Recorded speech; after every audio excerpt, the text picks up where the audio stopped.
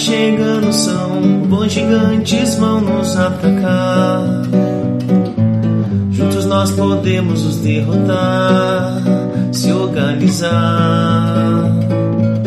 Em Beto Estrada tá ficando meio esquisito. Já pegaram o Afonso e o Didi tá ali fugindo da missão. Se não se juntar não vai dar não, foca na missão. Vou ouvir o MRG, vou ouvir o MRG, vou ouvir o MRG, filmes, séries e HQ, séries e HQ.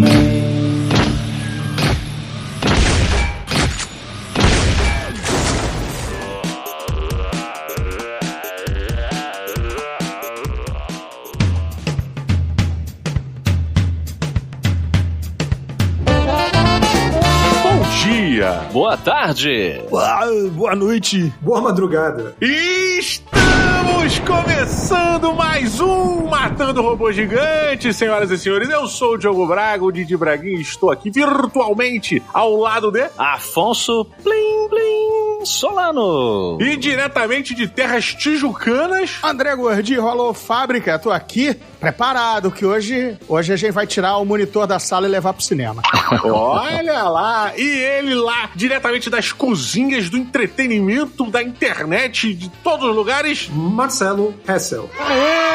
Excelente. Olha só, eu vou explanar que antes da gravação, queridos ouvintes, o Didi Braguinha umedeceu os olhos com um colírio, né? Eu fiquei pensando, caramba, nós já somos... Hessel, você que tem um cérebro aí recheado de informações, nós somos o quê? 70% de água? Ou isso é o planeta? Eu acho que o corpo humano ele é 70% de água, acho que você tá correto. Não é, cara? E aí, quer dizer, o Gordinho que tava aqui antes de ter água no planeta, é por aí, né, Gordinho, também? Olha, se for água, mas não for das SEDAI ou águas do Rio, a gente tá bem, entendeu? Senão... Falou pra galera da Pangeia que tá aí desde sempre. Saudar bons tempos, né, da vizinhança. É. Há quem diga que o Gordinho veio para as Américas graças à Pangeia, né? Ele fez a transição... Mas eu fiquei pensando nisso quando eu vi o Diogo molhando os olhos. Falei, caramba, o ser humano já é essa quantidade absurda de água. É verdade. Cara, e é bizarro isso. Mas assim, essa vez agora que eu botei, sendo bem específico, é porque eu tô testando finalmente uma lente de contato rígida para para meus olhos. É, cara. E é um inferno, mano. Tá maluco, cara? Então seus olhos também estão parando de funcionar, como outros órgãos aí ao longo dessas décadas. É broxa. De vez. Ô, Didi, quando a minha mãe... Olha só, tô falando de mim. Tia Pangeia, pô. Tia Pangeia. Pois é, então agora vai minha mãe. Minha mãe, ela, por imensa vaidade dela, ela não, quando ela se descobriu super míope aos 12, 13 anos, com uns 11 graus, ela não queria colocar óculos. Poder mutante, né? Super míope. Os meninos não iam olhar pra ela, o meu avô pagou pra primeira lente de contato, sei lá, que chegou no Brasil. E era essa rígida, cara. Era um pedaço, é um caco de vidro no olho, cara. Eu acho. 40, 50, cara. Porra. É um negócio assustador de colocar na vista. Como assim que tu tá colocando isso na vista? Por exemplo, o Hessel, ele opta pelos óculos elegantes. É um aparato que combina com ele. Você já pensou em ir pra lente, Hessel? Por que não foi? Olha, nunca considerei, porque eu acho que o óculos, ele fecha bem o meu rosto, porque o meu rosto ele é muito oval, assim, e sei lá, eu sinto que falta alguma coisa, então é um complemento, entendeu? Sim. É um bom complemento. E eu já vi funcionar na Night. Eu e 3D saindo pra comer um bolovo com o Hessel. O 3D tá aqui até comigo. Ele usa o óculos que nem o Clark Kent, sabe, Didi? Sabe, Gordinho? Ele olha por cima da lente assim. Esquenta o bolovo. Meu irmão, a nossa mesa do nada ficou cheia de mulher. Um negócio louco. Eu sou o Samuel, o perigote das mulheres, aquele que na novela mexicana, mas também deixa a mulherada chorando na cama. Quando ele tira o óculos, ele vira o Superman, né? É, cara, e aí ele bota de novo, entendeu? Pra menina ficar tipo assim, será que eu vi o que eu vi? Não sei. Maneiro. É total anti-Herbert Viana essa história, né, cara? Porque a música era exatamente o cara usava óculos e se sentia um loser, né, cara? Mas, toda a ideia dos nerds conquistarem o mundo e tal é justamente pra você poder usar os seus óculos e não ser jogado por isso, né? Tipo, o óculos é um fator aí bom. Excelente. Você é o único aqui que não tá usando óculos, Afonso. Exato, pois é, né? Cara, eu não sei. Eu acho que é inevitável. Tem que arranjar dificuldadezinha na vista aí. Dá uma coçada no olho de vez em quando, pra ver se dá desgastada. Começar a dar uma coçada forte. Talvez. Fake, cara. O cara não tem óculos, maromba. Outro dia a gente foi numa cabine e ele acordou antes pra malhar. Que é bodybuilder, porra! Amigo, não ia mudar nada nesse dia se você acordasse na hora pra gente ia ver lá o filme, cara, o flash. Mas eu posso estar fingindo também, né? Eu posso já estar usando óculos, eu posso estar precisando de hemodiálise, várias coisas, mas aí quando eu saio de casa pra encontrar vocês, eu tô ali, sacou? Só fingindo que tô inteiro. Você só é conhecido publicamente do tronco pra cima, porque você grava, né? Então você tem a sua bolsinha de hemodiálise embaixo aí. E ninguém vê.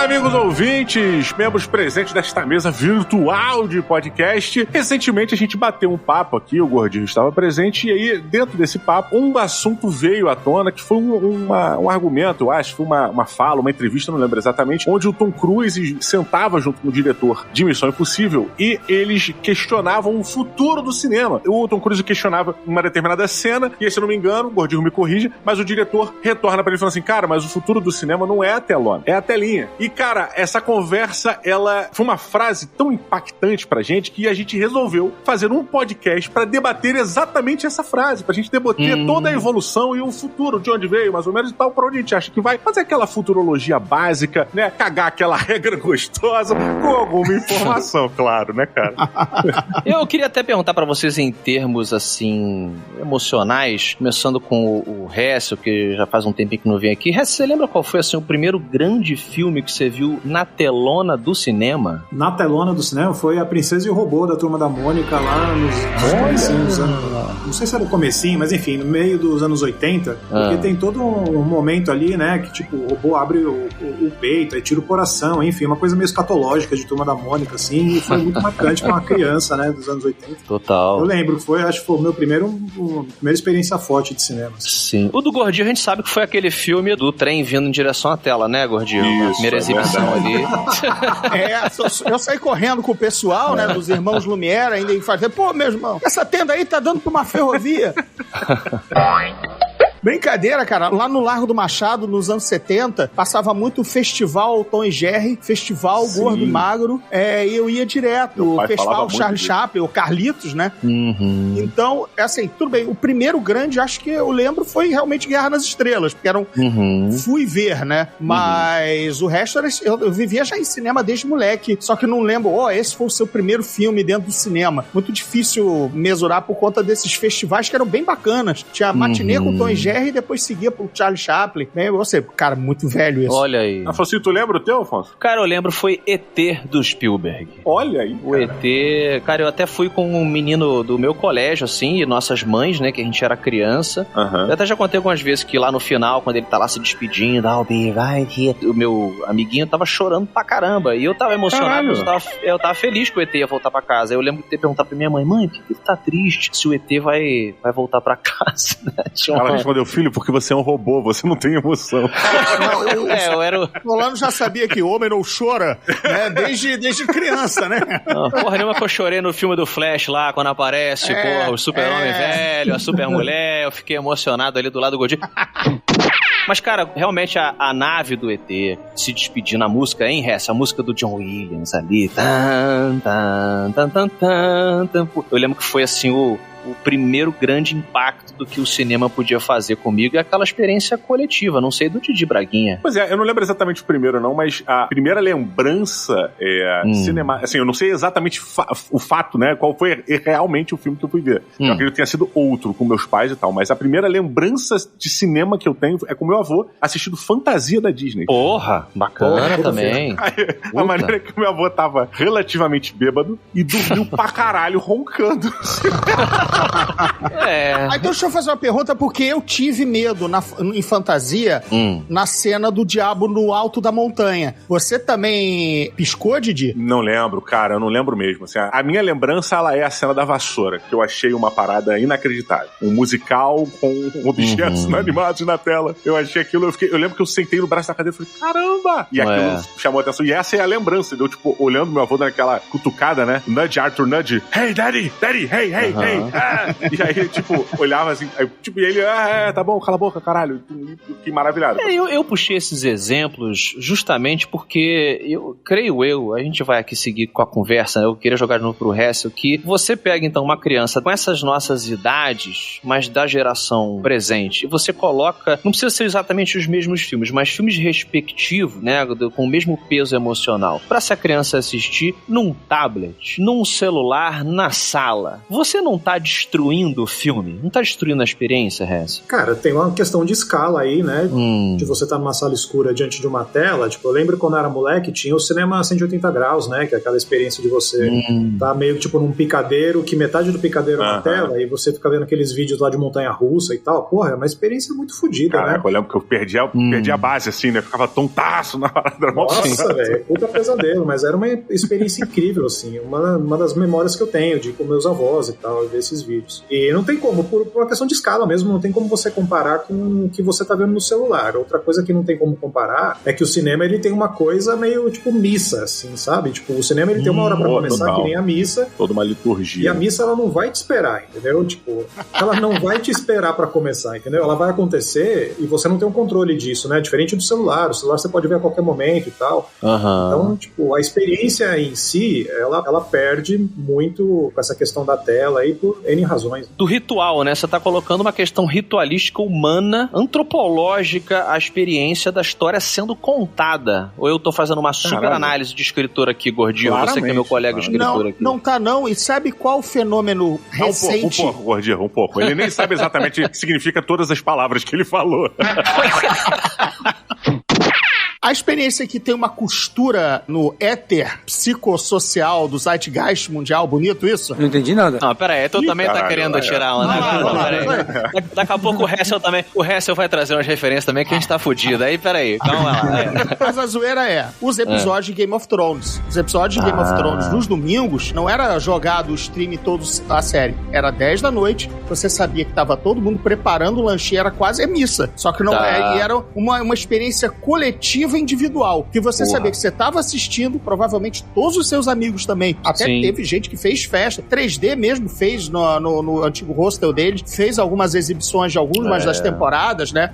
Watch parties, mas watch parties reais, né? Do pessoal presente. Mas enfim, eu acho que esse foi o último lampejo entre essa experiência entre o streaming e o cinema, do tipo a experiência que o Hessel falou. A missa não espera por você tem que ir, você se prepara pra ver, e você comprou o lanche e tudo mais, mas isso é quase Copa do Mundo também, né? Mas, enfim, mas falando de audiovisual, de cultura, eram os episódios de Game of Thrones. Depois, cara, francamente, é como o Hessel falou. Isso aí é dar play no celular e meio que... E daí, né? Eu acho que existe também uma parada, cara, que é uma evolução da mídia, né? A gente tem... O cinema, quando começou, ele não exibia filmes, assim, só. Você tinha, além dos filmes, você tinha um serviço ali de informação, você tinha notícia, né? Você tinha uma série de coisas agregadas ali àquele ambiente que as pessoas iam para lá. Os jornais da Segunda Guerra, né? Pois é. Os jornais da Segunda Guerra, né? As pessoas, a evolução do cinema, ela vai crescendo e o cinema vai se modificando. Chega um momento que a gente vivenciou, que era um momento só de você ir lá assistir um filme, e além de assistir um filme, você também tinha uma questão de notícias, mas notícias referentes a quais os próximos filmes que estão vindo. Durante muito tempo, o cinema, ele teve essa função também de mostrar pra gente o que vem aí, quais os próximos filmes, né? Um pouco dos bastidores não, mas do que a Hollywood estava fazendo, né? O que a gente ia ter pelo próximo ano e o caralho. Então, já teve uma mudança, né? já tiveram mudanças e agora parece que a gente tá vindo por uma próxima, porque parece não, nós já estamos vivenciando um momento onde o filme, ele não é só pro cinema, né? Nos anos 80, 90, a gente já tinha um home video, né? Certos filmes que eram feitos só pra TV direto, que sempre foram considerados como filmes de... menores, né? Menores, né? Eles não eram tão importantes, não tinham tanta presença, não era tão glamouroso esse tipo de cinema quanto o cinema o principal, né? Que você vai lá e assiste no cinema na telona. Agora, ele sempre existiu. E aí, essa evolução, óbvio, né? Dessa mudança toda, ela vem somada à tecnologia, né, cara? A tecnologia, ela vem trazendo facilitando o produtor de cinema, o diretor, ou a pessoa com uma ideia na cabeça chegar e fazer um filme, além de facilitar você a fazer a distribuição de filmes também, fica muito mais fácil. Os streamings, eles vêm e facilitam uma pessoa, por exemplo, de lançar um filme, tanto para cinema quanto para TV, né, para sua televisão e o caralho. Então, você tá puxando o streaming. O streaming, ele é, beleza, uma tecnologia, um recurso, mas ele é uma dúvida que eu tenho. Não sei se o Hessel, por exemplo, comigo lá no Omelete, tem essa metragem, assim, de quanto de streaming é consumido em celular e quanto que é consumido em laptop, em computador e na sala, né, na televisão smart. Você já chegou perto dessa... Cara, eu tenho dado desse, curiosamente, Afonso. Opa! Sério? Olha a informação. Olha a informação aí. De quem você menos imagina que vem informação. Tentei apelar pro Omelete, mas... Não, mas o resto me corrige, por favor, que talvez ele tenha até a coisa mais atual. Mas eu tenho uma pesquisa de 2021, cara, feita pela Global Web Index, em 2021, dizendo que 41% dos usuários, das pessoas que assistiam um determinado filme e tal, assistiam pelo celular, pelos dispositivos móveis, tablets e celular, né? Eu me pergunto assim, que tipo de coisa? Porque, beleza, por exemplo, eu, antes de vir gravar aqui, hoje eu tava assistindo um podcast, um bate-papo, né, entre 3 pessoas e tava no celular. Eu não preciso estar no cinema pra ver 3 filhos da puta conversando numa mesa. Beleza. Agora... E 12 Homens e uma Sentença, então, tu não vê no cinema? Tu esperou sair em não tem aquele nível de tensão e tal. Será, Hessel, que a gente não tá falando, então, de uma... A gente tá num período de acomodação, de estilo, de obra, e a gente vai encontrar um equilíbrio? Essa obra tem que ser vista no cinema, essa tem que... Onde a gente tá? Eu acho que o streaming, ele tem mais a ver com a televisão do que tem a ver com o cinema, porque o streaming, ele chega realmente pra substituir aquela coisa do efeito zap, onde você tem 1 milhão de coisas pra assistir e você não necessariamente tem que escolher, porque elas vão meio que passando por você. Tem o autoplay do trailer na Netflix, as coisas acabam, o programa começa outro e tal. Então, tipo, ele tenta emular uma coisa da televisão, que é uma experiência muito passiva de você assistir alguma coisa, que é muito parecido, que é uma grande evolução, é como se fosse um salto evolutivo quando aparece o TikTok. O TikTok, ele te coloca diante de muitos vídeos em que você fica basicamente vendo um vídeo pensando no próximo e você não retém nada. Então, é uma experiência próxima da TV, eu acho que o streaming tá mais próximo disso. Enquanto que a experiência do cinema, ela é muito mais ativa, né? Você precisa escolher um filme, você tem que entrar na sala, você tem que pegar, sabe? Tem toda essa questão do ritual. Então, tipo, pra mim, o streaming, ele não tá tão próximo do cinema nesse sentido. Mas, obviamente, que as pessoas estão deixando de ir no cinema pra assistir as coisas em casa e isso tá no streaming. Então, o cinema parece que ele tá perdendo em 2 frentes aí, né? Tá perdendo de qualquer forma. Sim. Gordinho, você, por exemplo, tá nessa idade de entrar no cinema sem sequer entender qual filme você tá vendo, né? Só compra lá uma pipoca. Eu entro de costas pra fingir que eu tô pagando, entendeu? Isso era um truque lá na Praça Santos Penha que a gente fazia nos anos 80, né? Andar de costas quando a porta abria, entendeu? Como é que você vê esse panorama que o Hessel desenhou aí, cara? Olha, eu vou até puxar a pauta original, ainda que o Didi tenha lembrado muito bem, mas ela nasceu de uma interação do Christopher McQuarrie, né, o diretor do Missão Impossível, quando o Tom Cruise terminou de filmar mais uma pirueta lá dele impossível, olha aí, e aí ele foi ver, nossa, isso aqui vai ficar magnífico em IMAX, se a gente puder investir mais uma grana pra fazer a próxima sequência em IMAX, aí o Christopher McQuarrie tava checando a imagem no celular, além dos monitores que todo diretor fica lá numa ilha, né, vendo no momento da gravação, da filmagem, gravação é TV, da filmagem, ele também tava verificando no celular, porque ele disse, cara, eu tenho que ter o olho pra onde vai ser o suporte desse filme 2 semanas depois da estreia dele, porque a vida útil do filme no cinema, às vezes é só a sua semana de estreia. Se não bombar muito, ele é arrancado de lá, e o resto da vida útil pra toda a vida dessa obra vai ser as telas domésticas. Mas aí quando você fala tela doméstica, você tá... Eu presumo que a maior parte das pessoas, beleza, não conseguiu ver no cinema, não teve dinheiro pra ir naquela semana, que seja, como você falou, existe uma janela relativamente curta, né, de exibição. Mas aí ela vai ver esse Missão Impossível na sala, né, isso, ou pelo menos numa no espera-se, né? Mas o próprio diretor tá achando que, pelo consumo da molecada, pelo andar da carruagem, a coisa vai ser muito vista num metrô. Isso que eu ia te dizer. Isso que eu ia bater aqui é que eu acho que, na verdade, já temos uma grande parcela que assiste em tablet ou celular, cara. Na academia. Não é nem na TV da sala, sacolé? É justamente entre uma coisa e outra, e o caramba, sabe? A quantidade de pessoas que eu vejo que assistem pausando, tipo assim, a pessoa tava trabalhando, aí ela foi lanchar, já pegou o celular, pegou o filme que já tinha sido baixado, feito aquele download pelo streaming, né? Isso. E aí continuou assistindo onde tinha parado, né? E ele continuou ali nos 20 minutinhos que tirou pra lanchar, viu uma paradinha, comeu, cabeça voou e depois volta pra trabalhar. Eu tendo a enxergar esse quadro que você acabou de pintar como um ensaio dessa transhumanização estranha. Quando eu falo transhumanização, essa ciborguização, né, do ser humano, que a gente acha que inevitavelmente vai chegar, onde a gente vai botar o celular dentro da cabeça, dentro do corpo mesmo e tal, a gente vai se tornar um Google vivo, a inteligência artificial sincronizada com a gente e tal. Só que eu acho que a gente tá num momento estranho, até meio de ficção científica, assim, onde você jogou uma tecnologia, você jogou uma coisa, assim, muito avançada ali em Wakanda, e ao contrário do que aconteceu em Wakanda que deu certo, eu acho que a gente tá vendo uma curva meio errada, onde você tá tendo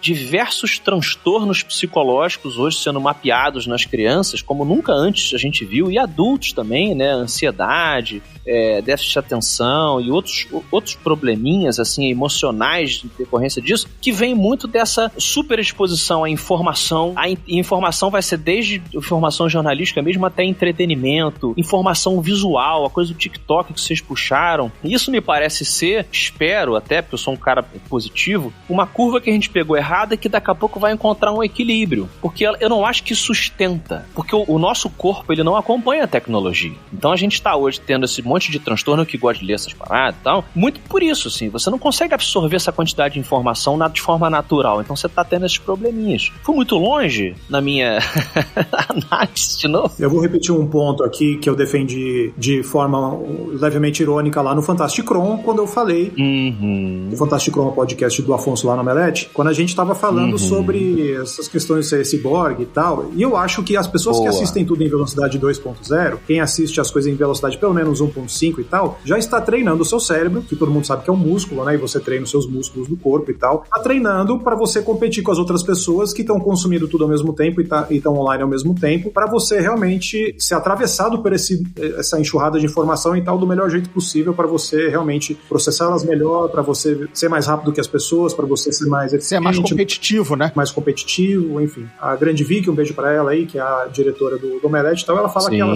só assiste videocast e só assiste episódio dessas coisas e tal na velocidade 2.0. Cara, é isso. Se você for pensar do ponto de vista neoliberal das coisas, você precisa realmente acompanhar o fluxo e você tem que estar na frente do fluxo, né? Você tem que estar à frente do movimento. Então, você escolher assistir tudo em 2.0, você tá se tornando mais competitivo realmente nessa coisa de... enfim, ninguém para nenhum minuto pra ser ocioso, ninguém para pra estar offline. Então, se tá todo mundo online e você tem um quatrilhão aí de terabytes de informação que todo mundo tem que consumir, você tem que consumir do melhor jeito possível, e a sua saúde, ela vai ficar muito de escanteio nessa dinâmica, entendeu? Tipo, a saúde, sei lá, a indústria farmacêutica. Pois é. Diogo, você... Aí, Afonso, como o Afonso é babaca, falou em saúde, o resto falou em saúde, o Afonso já jogou pra mim. Não, mas... porque é nosso enfermo de plantão.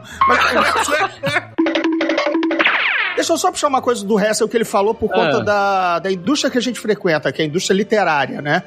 A gente ainda tem, por exemplo, o consumo do livro, né? O livro ainda é uma coisa penosa, entre aspas, de ler. Não dá pra fazer em 2.0, mas dá, né? Em 2 vezes. Dá, né? Por exemplo, todo editor, pelo menos, que já tem muita cancha de mercado, quando ele vai passar os olhos em centenas de manuscritos, ele já tem o treino da leitura diagonal, né? Que era a versão dele, né? A versão editor de ler em 1.5, ouvir um podcast em 2 vezes, né? Só pra gente também ter essa... Ou seja, o cara ainda... até a leitura é acelerada. Além do consumo do audiovisual... Você pode jogar também o audiobook, né? Que ele auxilia ali a imersão, e ainda você ainda pode também ouvir o audiobook, assim como o podcast aí que o Hessel puxou, em 1.5 até 2. Então, essa parada do audiobook, eu até tenho o Dom Pitaco aqui em cima disso, porque no meu caso, o audiobook ele tem uma funcionalidade que é um somatório de força junto com a leitura. Porque eu, quando quando eu leio um livro, normalmente eu leio o livro no celular e junto da leitura do celular eu boto o aplicativo pra narrar pra mim. Então eu tenho tanto a visão quanto a audição atentas ao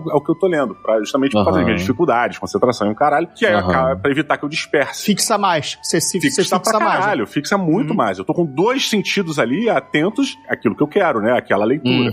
Ouvindo e lendo. Então, tipo, tem esse lado também positivo do audiobook, que é não é a parada que vai me acompanhar no carro. Não. Ele vai me acompanhar no meu horário de leitura. Tá ali, o áudio e a visão, né? O ouvido e a visão prestando atenção na parada. E você falou em doença? Falando em doença, né?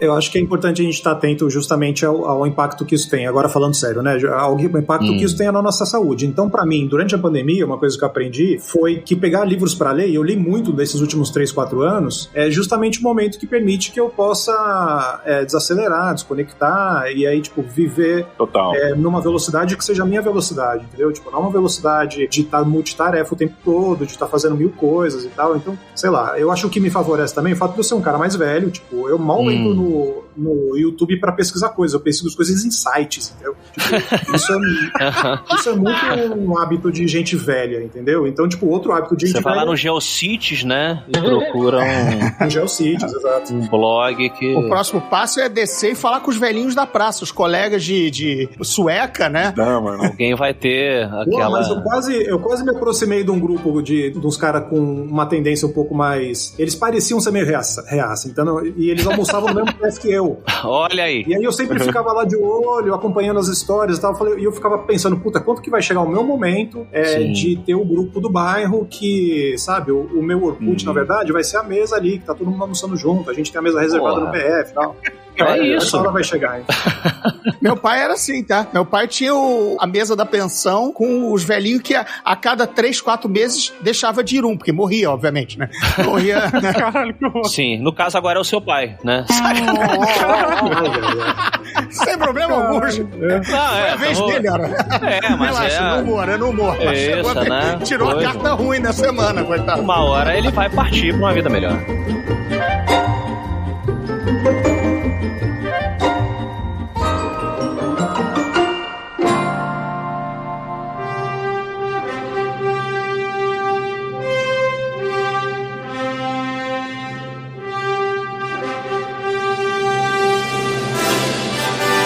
Deixa eu até puxar um ponto interessante, porque eu acho que, em cima de tudo que foi falado e tal, principalmente o que o Hessel falou agora nesse último momento, cara, eu acho que o cinema, ele acaba tendo uma mudança de estrutura, uma mudança de colocação dentro do entretenimento, né? O cinema, ele antigamente era uma parada que, sei lá, pelo menos pra mim, cara, eu ia ao cinema direto. Sexta-feira eu já tava, cinema, sábado, eu podia ir mais de uma vez ao cinema, se tivesse dinheiro pra ir. Adorava, o cinema é uma coisa, sempre que eu podia era cinema.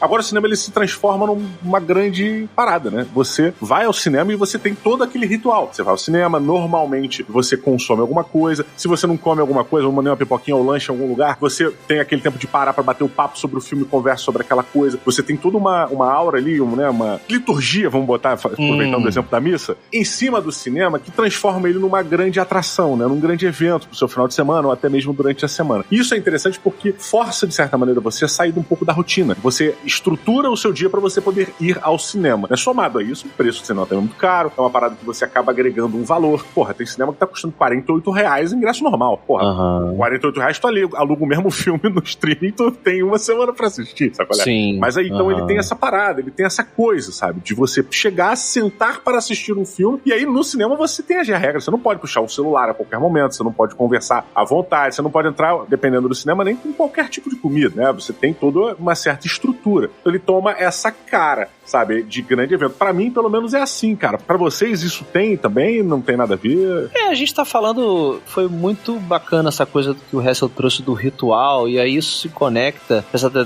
ritual ser uma coisa mais da sapiência humana, né? Os animais também praticam rituais, né? Rituais de acasalamento e passos dados, aquela coisa que está conectada com a evolução. E nós somos animais também. Eu sou muito animalista, né? Entre aspas, aqui, volta e meia, eu falo sobre isso, eu gosto disso, porque é uma forma que eu acho da gente se harmonizar, não como a demonização facial aí de alguns artistas, mas manter essa nossa harmonia com a natureza. Eu vejo a gente, justamente nessa discussão, nesse período, né, se distanciando desse nosso animal, que é impossível a gente se distanciar distanciar. Então, quando eu digo isso, é assim, o nosso corpo hoje, a nossa constituição fisiológica, biológica, de hoje, é a mesma de quando a gente estava na Era do Gelo, cara. A gente não é diferente de lá. Então, você pega essa mesma constituição que tinha uma limitação de informação, a sua tribo, a geografia de alguns quilômetros para além da nossa... Dos arredores, né? Dos arredores, e você tá agora bombardeando com uma coisa que tá muito acima do nosso cérebro, eu acho que a gente vai...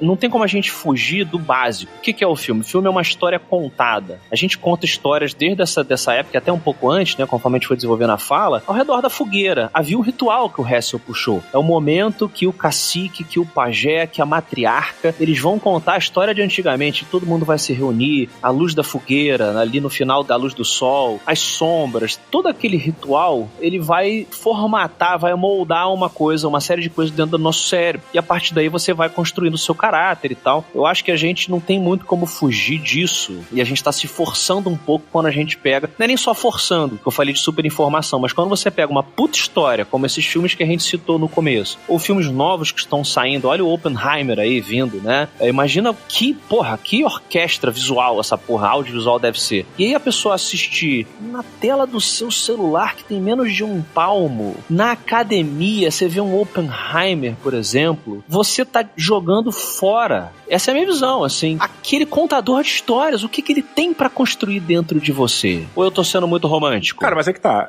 A gente tá se prendendo à questão mobile, né? No caso, o que você tá prendendo é mais essa questão mobile. Eu tô mas assim, exagero, tá. Sem te entender que a evolução da televisão na nossa casa, pô, isso, ela cada vez mais se aproxima a uma telona de cinema, porra. Perfeito, tá. Cara, aí e não só a questão de tamanho, mas a questão de qualidade da imagem, né? No cinema, porra, a gente tem o projetor que normalmente você perde um pouco de contraste, de intensidade, algumas coisas e tal. Óbvio que tem cinemas que a resolução é maravilhosa, o caralho é lindo e tal, mas o cinema tradicional, cara, é um projetorzado, rodando a parada na tela e tu assistindo aquela porra. Meu irmão, tu bota essa porra um mesmo filme, um Duna, por exemplo, no cinema tradicional, assiste lá, pô, grande pra caralho. Tu bota na tua casa, numa TV de 65, 70 polegadas. Tá próximo, né? Que é LED, né? O que é LED. Cara, talvez você tenha até mais recursos que auxiliam nessa narrativa, sabe qual é? Pra você experienciar. É o meio do caminho, né? Eu fui pro extremo do celular, mas... Não, mas eu quero pegar o extremo do Solano só numa coisa. Solano pensou no ritual e se esqueceu de uma coisa. A gente tinha isso da fogueira porque a gente não tinha o registro, nem conseguia espalhar a palavra. Mas no momento que a gente tem o livro,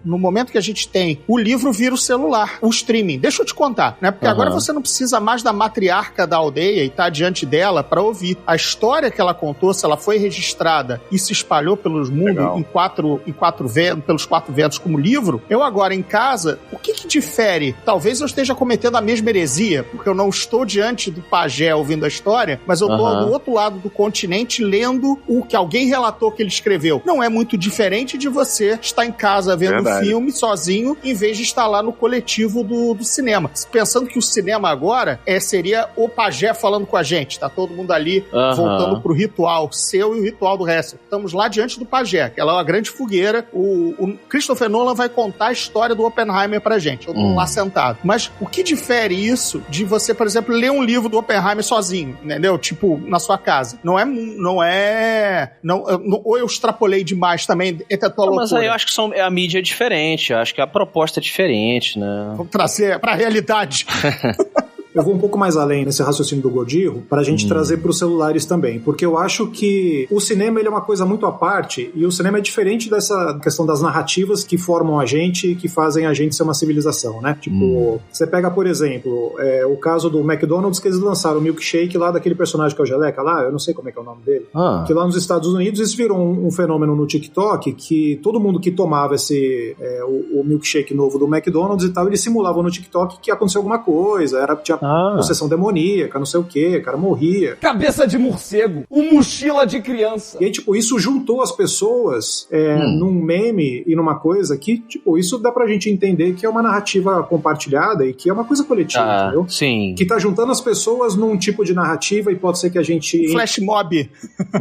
Um flash mob que usa o audiovisual pra unir as pessoas, né? Então, em relação a isso, não deixa também de ser uma narrativa que reafirma a nossa noção aí de de tribalismo, né? Da gente estar numa comunidade. O cinema, eu acho que ele tem uma coisa à parte de você entrar na sala do cinema, tem todas as peculiaridades do cinema que fazem ele ficar meio à parte. Então, por exemplo, o cinema no começo, ele tinha aquele formato de tela quadrado, né? Era 4x3. E aí inventaram a televisão também era 4x3, e aí o cinema, para não se sentir ameaçado na concorrência da televisão, eles falaram e aumentaram, né? Por isso que o cinema, ele adotou o formato de 16:9 justamente para ser diferente da televisão. Então o cinema queria preservar a sua característica de ser o único, de você ir ao cinema, enfim. Mas a nossa tendência realmente é tentar trazer e adaptar essa questão do audiovisual e as narrativas permanecerem independente do cinema.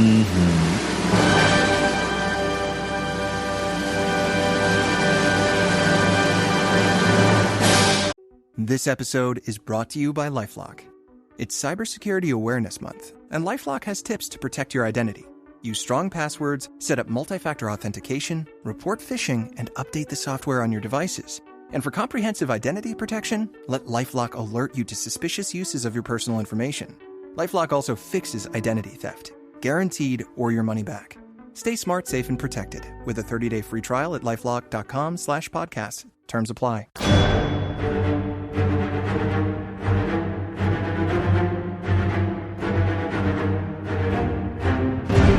Qual foi a última obra que cada um aqui assistiu no celular? Nesse exemplo que eu dei aqui, extremo mesmo. Esquece o streaming que tá no meio do caminho, mas assim, quando foi e quais são as condições que vocês se colocam quando vocês estão vendo alguma coisa no celular? Eu nunca vi nada no celular. Nem série de televisão? Não, nunca vi. Tá. Obras assim completas. Você vê o vídeo, você vê um TikTok, um Instagram, mas assim... não, vejo vídeo, no máximo umas coisas no YouTube, trailer, vejo o trailer. Trailer é o máximo que eu vejo, porque eu acho que essa coisa de você assistir coisas no celular, primeiro que é um efeito do capitalismo tardio aí, que as pessoas não têm tempo pra fazer nada, né? Então, às vezes, você tá num trânsito aí, tipo, 2 horas dentro do metrô, e aí, você já esgotou os seus livros, né? Antes a gente lia livro no busão e tal. Eu levo uma vida de pedestre, sou muito privilegiado, moro na Paulista, perto do cinema e tal, então, tipo, eu não sinto a necessidade de assistir as coisas no trânsito.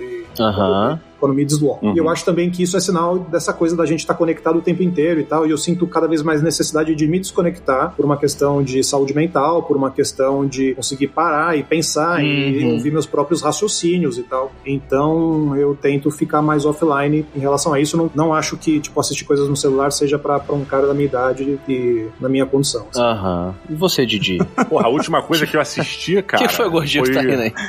Não, achei o resto super amarrado ao que eu penso por conta da gente ter se bobear a mesma idade. Não que ele não tá acabado. Não, ninguém tem a mesma idade que você aqui. Isso é impossível! Não, você tava aqui antes do tempo começar, sequer.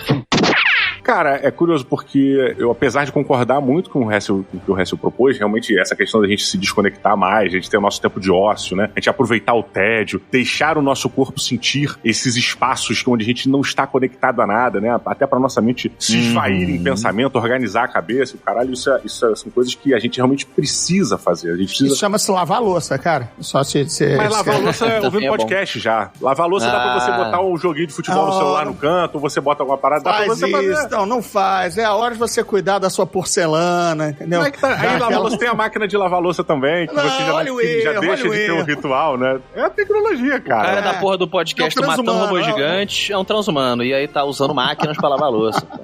Pois é, porra, mas o que eu coloco é que, apesar de eu concordar, isso vir realmente também tendo um pouco disso, né? Às vezes eu deixo muito o celular afastado, principalmente no final de semana, evito mexer no telefone, caralho. Ao mesmo tempo, pela minha rotina e pelas minhas necessidades, cara, também, eu vou no caminho inverso do resto. Muita coisa eu assisto. E aí acabo me adaptando pra isso, mas principalmente com conteúdos que eu quero me recordar. Por exemplo, no celular eu tenho muito hábito de ver filmes que eu já vi. Sim. O último filme que eu vi no celular foi o Robocop 3.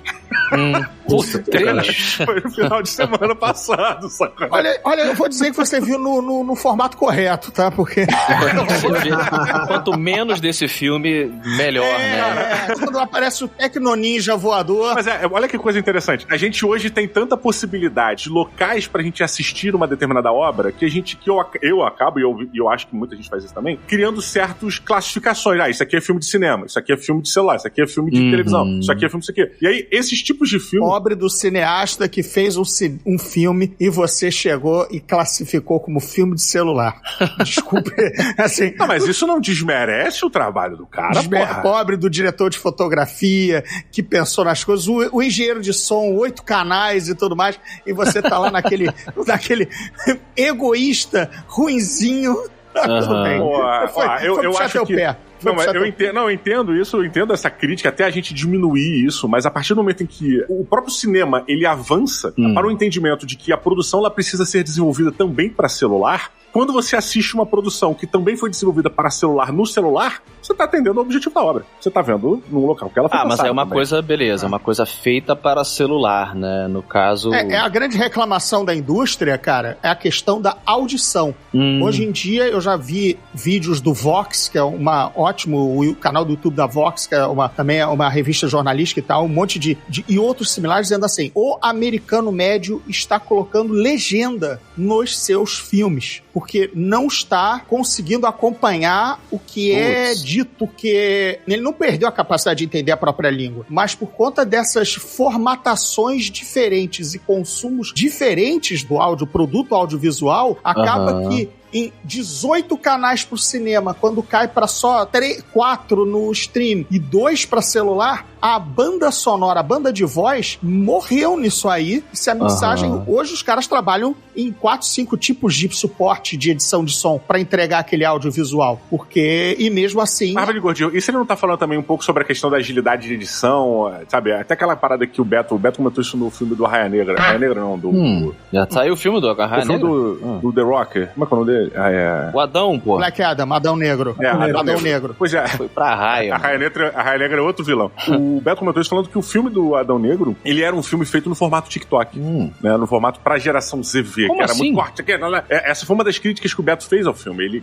Ele achava que o filme tinha sido pensado no formato TikTok. Muito dos enquadramentos privilegiavam o Dwayne Johnson no meio da tela pra haver um corte pra TikTok, um corte de Reels, pra poder viralizar. Olha o pensamento. Quando você pensa o Spielberg entregando aquelas panorâmicas do Indiana Jones, aquela clássica cena da silhueta que eles estão escavando a arca, né? Claro. Vai fazer um corte disso pra TikTok? Não dá, amigo. O cara usou o 2.36 / qualquer coisa da formatação anamórfica lá no cacete. Coloca o Dave Lin, coloca o Lawrence da Arábia no TikTok. Não dá, né? Não cabe. O cara enche a tela, né? Mas o Adão Negro, no caso, olha, não, vamos fazer o Dwayne bombar, vamos pensar, vamos enquadrar o cara já meio que no meio da tela pra facilitar o corte em pé. É isso. Sim. Entendeu? Deu essa merda aí. Que beleza, ficou, uma bosta. Você vê que não deu certo nem... Porra, não, é só uma adaptação da linguagem. Você pode fazer, por exemplo, todos os filmes do Wes Anderson, você consegue fazer isso. Porque ele paragona todo mundo no meio da tela também. Entendeu? Então, porra, é verdade. Inclusive, o sucesso do Wes Anderson aí, né, que todo mundo fica imitando, tem TikTok que imita e tal, eu acho que uma das razões é essa, né, porque você consegue transferir a linguagem muito fácil pro celular, pro TikTok. Ele é trend, né, o Wes Anderson, tem trends e trends de como seria tal filme pelo Wes Anderson, né, isso é muito foda. Até porque o traveling dele pros elementos que estão nas pontas da câmera se prestam também a enquadrar via um celular, entendeu? Porque o olhar dele muito reto, muito riscado na vertical, até quando o Bill Murray tá no extremo esquerdo da tela, se a câmera for lá, o cara consegue fazer uma edição pro TikTok ou pro Instagram desse formato. Seu Wes Anderson, há mais de 20 anos, já tava prevendo o dia dar o cinema, olha só. A TikTokização da experiência cinematográfica humana. O miserável é um gênio! Senhores, eu que sou um grande defensor do VR, né, do Virtual Insanity, do Virtual Reality, na verdade, e tô aqui com o meu VR2 do PlayStation 5 e tal. Será que o VR, ele pode ser o futuro da experiência cinematográfica? Porque aí você, de fato, está expandindo os seus... Sensorialmente, né, o ser humano ali, ele faz fazer parte do filme. E aí você acaba com essa coisa da telinha. Será que é o caminho que a gente vai fazer? A gente tá encolhendo para depois expandir expandir de novo? Olha, posso começar aqui? Eu acho que o espaço da sala de cinema e dos exibidores e tal é um espaço que ele tá meio que fadado a se extinguir, ou então ele vai se adaptar muito, assim como, sei lá, os museus e os teatros, né? Tipo, eu acho que é o George Lucas que falou isso uns anos atrás aí, que a experiência de ir no cinema vai ser muito parecida com a experiência de ir no teatro, que é uma coisa que você faz de vez em quando e tem um caráter meio de excepcionalidade e tal. Eu acho que o cinema, para ele se manter competitivo com os games, enfim, com redes sociais e tal, o que ele precisa realmente abandonar essa ideia de que você coloca os seus filmes no cinema, as pessoas vão até lá para assistir, e aí você começar realmente a pensar produtos audiovisuais com realidade virtual e tridimensionalidade. Sim. Olha aí, o que você acha, Didi? E eu acho que, além disso, a gente tem até um elemento que, em vez de pensar na hora de se fazer o filme também, é só isso, né? Eu acho que, quando o 3D, né, já foi um petisquinho disso, né? Já foi uma canjinha disso, onde você tinha uma profundidade, né? Outros elementos que adicionavam talvez uma nova forma de se filmar cinema, de se fazer e de se pensar cinema. E com a realidade virtual, claramente, a gente pode ir muito, muito além disso. Mas se a gente for meio que no básico só, a realidade virtual, ela tem a capacidade de emular uma sala de cinema. No básico, assim, sem muita coisa. Né? Só se você sentou lá, botou o fone, botou o óculos, ligou a parada, tu vai ver um filme, aí você emula, cara. Tem as cadeiras na tua frente aqui que você olha pro lado. Você pode botar um telão gigante, Você não tá sentado no seu sofá falando com sua irmã passando e pedindo pra pegar um refrigerante pra você, enquanto você meio que olha pra TV e olha pra ela. Não, isso você se torna um cinema em si mesmo, né? Você se mexe, só que pro seu interior. Que seria meio que o aplicativo vintage, né? Cinema vintage dentro do seu óculos de realidade virtual. Ou você pode ter o máximo dessa tecnologia sendo utilizada, que é o contrário, você inverte. Em vez de você ser um espectador que assiste o que está sendo projetado numa tela, você está dentro da tela, né? Quase como se você tivesse aquela visão 360 graus dentro do cinema. E aí você consegue não ser necessariamente interagir com o filme, até talvez no futuro você teria, né, certas coisas que você poderia interagir de alguma forma e tal, mas aí uma evolução muito maior, mas tipo, você muda essa posição do espectador pra dentro da obra. E aí, cara, você tem uma completa mudança na estrutura do cinema em todas as partes. Pois é, cara. Então, peraí, Didi, imagina que então você estaria lá no set do Mandaloriano, que o Mandaloriano é filmado assim, né? O ator tá ali no foreground, né, na frente, e o background é todo projetado no volume, né? No cinema 180 graus ou 360, cheio do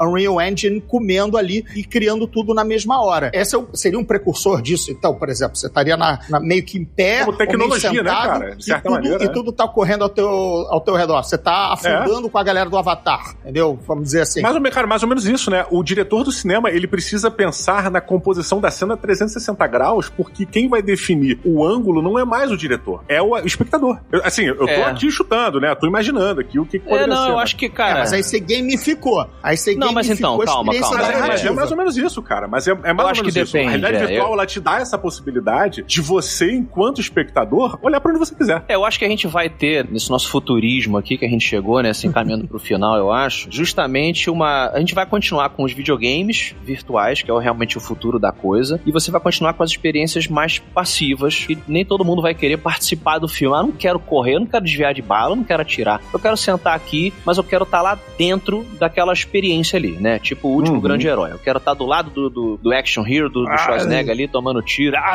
Get down! E tal. Get to the chopper! Mas, e aí nessa experiência, vamos chamar de ainda passiva do cinema, eu acho que vão ter diversas coisas que a gente vai ver nas próximas décadas. Coisas tipo, não sei se todo mundo aqui assistiu aquele, acho que nos Estados Unidos foi como Hardcore Henry, aquele filme em primeira pessoa. Chegou a ver, Hessel?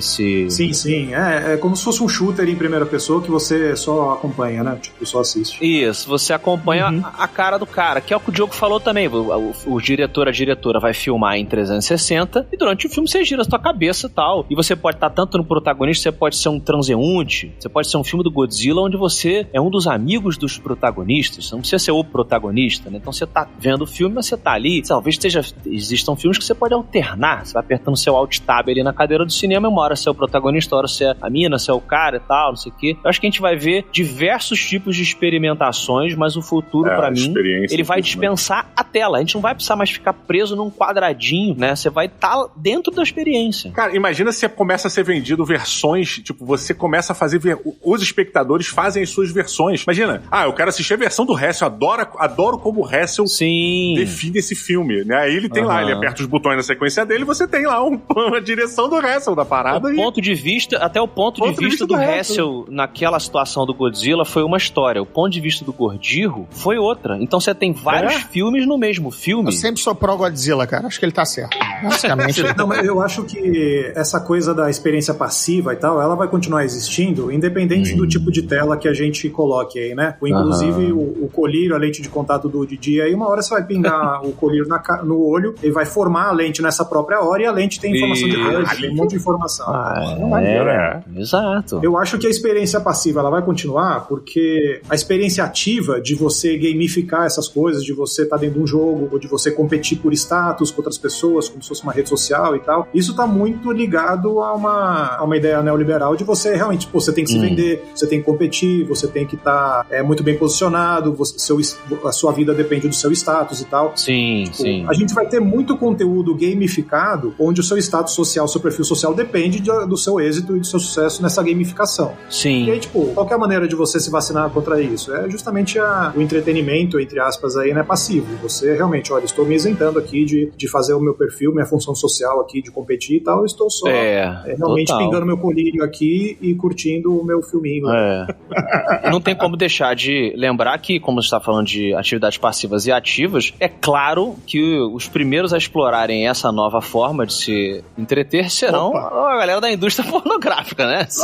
Com certeza, já fizeram aí no Disney também. Eles resolveram a batalha do VHS pelo beta. Poucos lembram, mas foi ao abraçar o VHS, eles mataram um formato. É isso. Então, para onde o pornô seguir, para onde o pornô atirar, estaremos indo.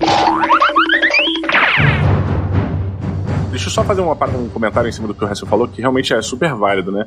E em cima, principalmente, da questão do ativo passivo, cara. Não no lance da pornografia, mas no lance de como você assiste aos filmes, porque realmente todas essas experiências de VR e tal, que você acaba tendo mais interação, você exige que o espectador ele seja mais ativo na hora de assistir certas coisas. Um pouco mais, tem que se mover, né? No mínimo. Exato. O próprio Kinect é um exemplo, né?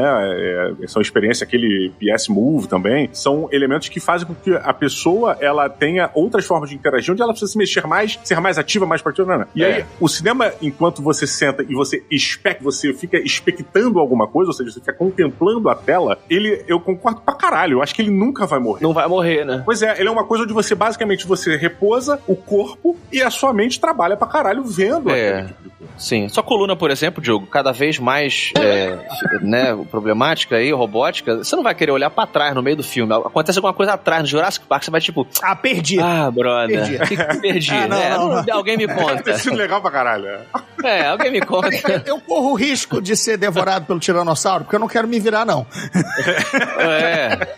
Olha, a gente lembra que o Wii quando surgiu, que tinha o Wii Sports e tudo mais, cara, aquilo não vingou entre os gamers de verdade, que o gamer de verdade quer ficar na poltrona comendo um snack e dando tiro, fingindo que é super-herói, mas bicho, eu não vou correr a sala pra dar tiro. Eu vou ficar aqui. Pra caralho também, né, Gordinho? Mas assim, pros hardcore, a gente sempre... Mas era uma coisa mais casual, né? Acho que ele quer dizer, assim, que era um jogo... Era bem mais casual, mas era uma parada que foi um sucesso jogar um boliche. Não, mas era pra sua tia jogar um tênis com você, mas a retenção dela era 10 minutos jogando aquilo, depois ela ia fazer outra coisa. Não era... O resto eu lembro do Wii, do fervo que foi, né? Não, mas peraí, você jogou o tênis do Wii em alta performance? Porque, velho, tem uns golpes de quebrar-munheca, assim, que, mano, na moral, era bem relevante, assim. Jogar com um jogador profissional de Wii tênis era foda. Eu acho essa parada do Wii é muito interessante, porque além da questão do Wii, foi o console que mais vendeu da sua geração, né? E além da inovação, quer dizer, ele foi uma inovação de como se jogar videogame, ele revolucionou esse lado. E essa parada de falar da sua tia velha, isso aqui, o seu avô e tal, cara, o Wii até hoje em dia, ele é o... Ela não era velha na minha crônica, não, Didi. Perdão. Olha o etarismo, pô. Eu tenho a idade da tia, pô. Mas, eu acho que o Wii, ele revoluciona de uma maneira tão interessante que até hoje em dia o Wii é utilizado por pessoas que fazem fisioterapia em gente idosa, em pessoas idosas, cara, como uma alternativa para fazer com que o idoso ele fique atento às tarefas e execute as tarefas simulando ali um jogo de tênis, né? Ou seja, tem o lado lúdico e o lado da fisioterapia, né? O lado físico ali sendo trabalhado de maneira bacana. Então, tipo, é uma puta de uma revolução em diversos sentidos, né? Você pode argumentar a mesma coisa do VR, né? Você vai fazer com que as pessoas se quem quiser, acho que isso a gente martelou aí, é liberdade. A pessoa, ela quer uma experiência que ela vai ficar sentada olhando pra frente, ou pelo menos nesse ângulo, nesse cone de visão aqui, né, um mínimo de 180 graus, dá pra gente girar 180 graus. Beleza, você vai ter esse tipo de filme, inclusive pode ser o mesmo filme. Eu quero ver o novo Jurassic World 38, eu quero ver ele parado, você escolhe como é que você quer jogar. Da mesma forma que hoje você joga videogame, ele pergunta, né, você quer jogar em pé, de uma forma mais realista, ou você quer ficar sentado no sofá? Você pode jogar sentado, não é muito maneiro, na minha visão, mas dá pra jogar. Cinema também, você pode falar, pô, cara, mas é muito mais legal tu jogar como o Alan Grant ali, como a fulana ali. Não, mas eu não quero. Se tiver essa liberdade, né, o importante é a gente ver a evolução da narrativa, porque a gente pode, no começo a gente tava uma coisa negativa, como eu falei, eu acho que a gente tá passando por esse período, você tá encolhendo o filme, e aí tudo que o diretor, a diretora, o iluminador do filme, o cortador, tudo que eles prepararam pra sua experiência incrível, estão sendo prejudicados. Conforme você vai jogar isso pro VR, é o contrário. Eles vão ter que pensar na sua experiência, pra quem quiser, 360 graus sensorial, quem sabe com cheiro, sacou? Com coisas que mexam com o seu corpo. Então aí sim, talvez a gente esteja no futuro do cinema mesmo, cara, né? Você tá pensando no cineasta mais como um diretor de ride, de parque de diversão, né? Isso. Porque o diretor de ride é que ele tem essa... Tudo bem, é claro que também é meio passivo. Você vai pelo mesmo cantinho, aí ocorre alguma coisa. É uma experiência, mas né? Eu tô falando de uma experiência completa. Ele não tá contando, tipo, o nosso Wes Anderson. Vou contar a história de uma família destrambelhada que são os excêntricos Tenenbaums, que tem um patriarca picareta. Essa é a história que ele vai contar.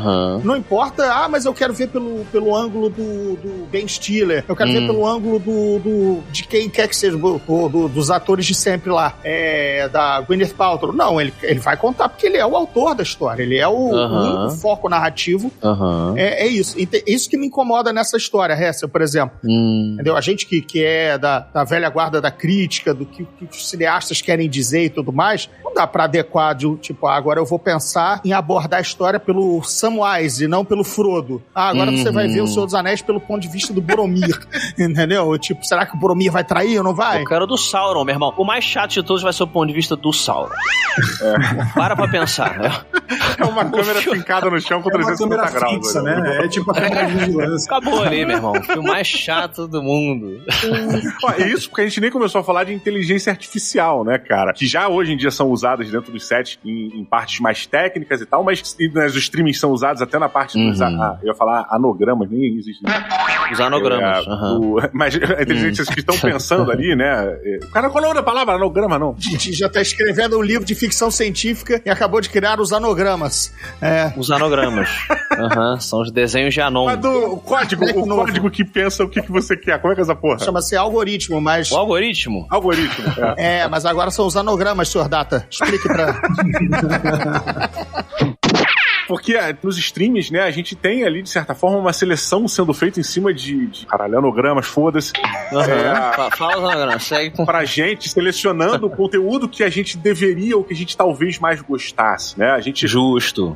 A gente acaba caindo naquela falsa ilusão de que a gente tem acesso a todo o acervo do streaming, quando, na verdade, nós somos reféns do anograma mandado pra gente. Então, isso. A inteligência artificial, ela entra ainda numa nova coisa, né? Novo momento. Você falou de inteligência artificial, mas tem uma coisa ridícula que inventaram uns dias atrás aí, umas semanas atrás, que é aquela coisa da IA completar o quadro, né? Você bota um quadro e fala, tipo, imagina o que é o entorno aí agora. Né? Isso já é meio como você fazer uma direção pro VR de uma cena, de alguma coisa, né? Tipo... Foi um trend completo no Twitter do pessoal pegar capas famosas de disco, né? E completar a piscina do Nirvana, um monte de capas sensacionais que, de repente, a Abbey Road, né? O cara construiu os Beatles e o resto do bairro, eles atravessando a rua, né, cara? Assim. Você precisa ter a criação original pra você, a partir dela, você começar a meio que especular o que será que tem em torno, entendeu? Tipo, a manifestação criativa, ela tá na capa do Nirvana, entendeu? Tipo, todo o resto parece pra mim, assim, uma coisa que é um grande atestado na nossa falta de imaginação hoje em dia. Perfeito. Aí você fala, não, completa em volta aí. Aí você vai ver só água em volta, entendeu? Tipo, então, concordo com o Gordinho Neves. Cara, eu acho perfeita essa análise aí. A arte, ela ela corre esse risco, né, quando você começa a querer deixar como é que é? Anograma, né, Diogo? Comandar a narrativa, que é uma coisa que a gente já vê hoje nos... Eu tava vendo até a série Barry, eles sacaneiam bastante Hollywood, streaming e tal, essa coisa de... A série acabou de estrear, não tem 2 horas, a série é cancelada, porque não, o que o algoritmo diz que as pessoas, elas não ficaram viciadas na série em 15 minutos. Cara, peraí, o ser humano não é uma máquina, e a máquina tá pensando como máquina e tal, e tipo, você começar a colocar o anograma pra poder mapear, tipo, olha, o Diogo é um cara que não gosta de terror. Então, o meu filme de terror, dentro do realidade virtual, que o Diogo tá assistindo, ele tem menos sustos do que o filme de terror pro Solano, porque o Solano ama terror. Tipo, peraí, cara, a arte da coisa, ela prevê que a história que o Solano quer contar, ela seja de uma maneira X, porque ele tem um objetivo final. Ele tem um objetivo emocional que ele quer atingir. Isso não é um prato que você tá pedindo pra tirar o brócolis, né? Tipo... né? Tipo, mas a Globo já fazia isso na sessão da tarde, faz até hoje, né? As TVs, elas sempre fizeram isso, adaptando o tempo de filme e cortando ao bel prazer deles, né, cara? É verdade. Mas isso é uma merda, exatamente. Isso é um lixo, né? A experiência daquela pessoa, ela é dessa forma. Ah, eu não gosto de filme de terror. Não tem problema, você vai assistir comédia, você vai assistir outras coisas. Agora, querer mexer na arte pra que ela atinja o seu narcisismo de que a experiência tem que ser como eu quero, aí eu acho que realmente é um desvirtuamento do virtualismo da cinematografia. Pai do Jorel agora, não virou o pai do Jorel. Foi. Melhor.